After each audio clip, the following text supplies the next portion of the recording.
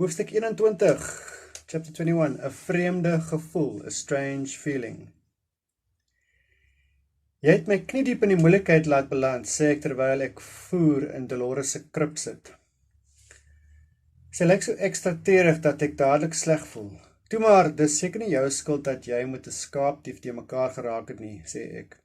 Ek vryf oor haar wollerige rug. Alles is gelukkig nou uitgesorteer. Ouma roep by die agterdeur om te sê ek moet kom eet.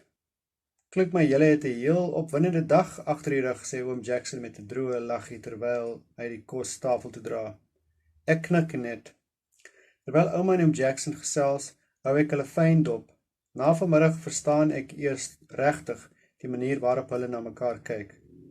Ek dink dit is so 'n mens na mekaar kyk as jy jare en jare lank 'n geheim deel. Oom Jackson is duidelik glad nie 'n slegte kok nie.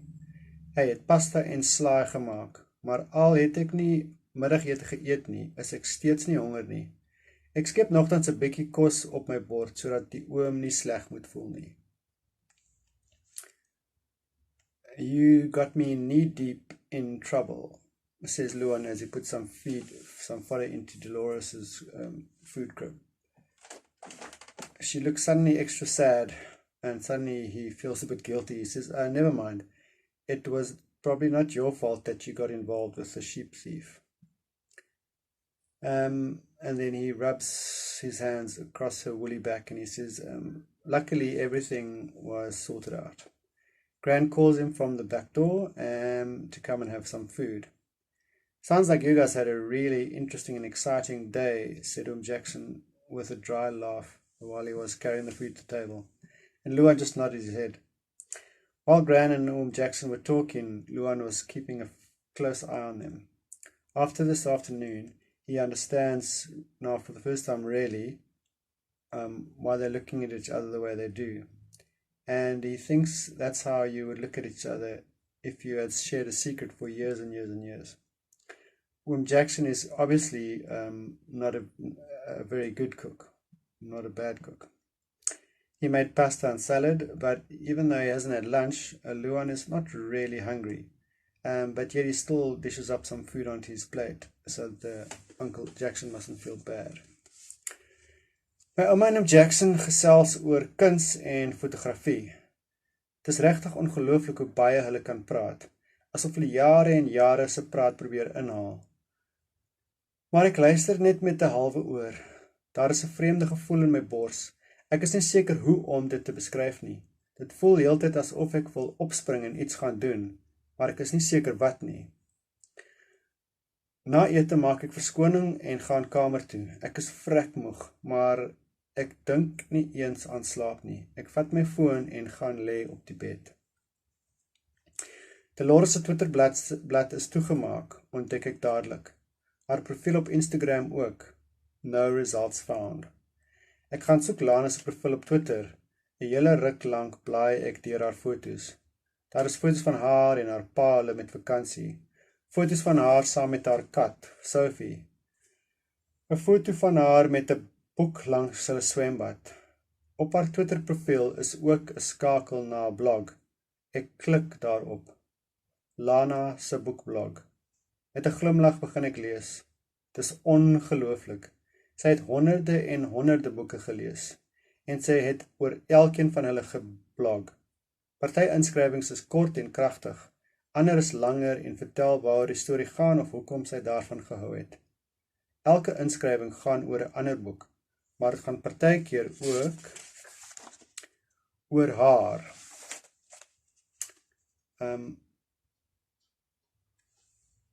Luan's Gran and oom Jackson are talking about art and photography at the top of page 117. It's really amazing how much they can talk, almost as though they are trying to catch up on years and years of talking. But Luan's just listening with half an ear, because he's got a strange feeling in his chest. He's not sure how to describe it.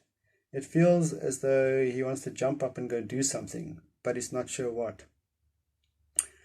After supper, he makes an excuse and goes to the room. He is extremely tired, but he is not even thinking of sleep. He takes his phone and he goes and lies on the bed.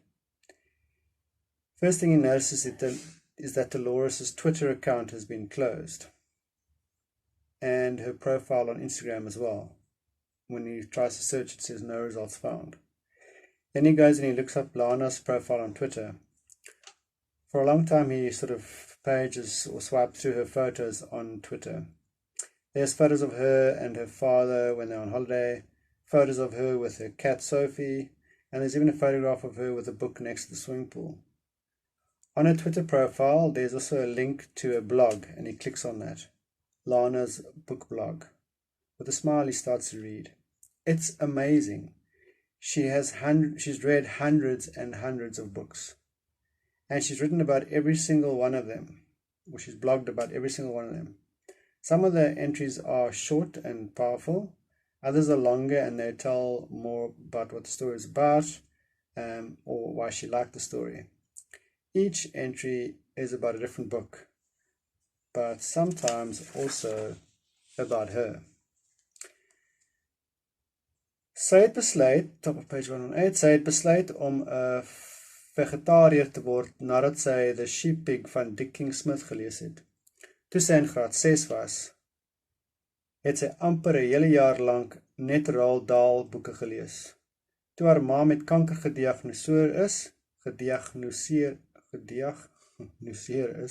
het sy boeke soos The Fault in Our Stars en Before I Go gelees, wat gaan oor mense wat siek word. En dit het haar gehelp om alles beter te hanteer. Om te dink, sy skryf al amper 5 jaar lank oor elke liewe boek wat sy lees. Dis amper so ongewoon soos my ouma se windpompe.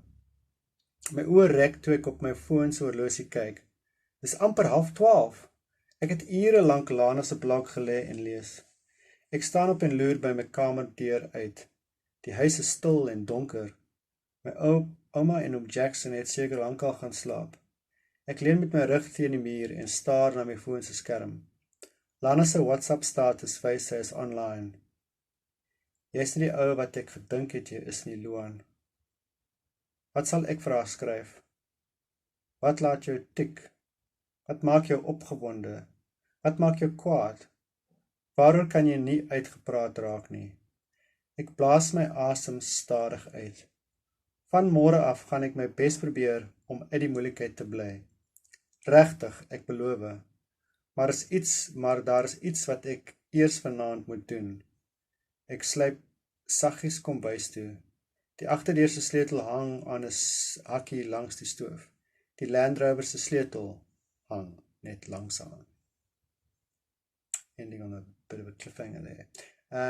Lana decided to become a vegetarian according to her blog on top of page 118. After she'd read The Sheep Pig by Jaco Jacobs, when she was in grade 6, she, for the whole year, practically only read Roald Dahl books. And when her mom was diagnosed with cancer, she read books like The Fault in Our Stars and Before I Go, because those are stories where people get sick. And that helped her to sort of handle things with her mom. And to think she'd been writing this blog for about 5 years about every single book that she'd read. It's almost as unusual as his grand taking pictures of windmills. His eyes kind of like went wide when he suddenly looked at his phone's watch and realized it was almost 11:30 at night. For hours he'd been reading through Lana's blog.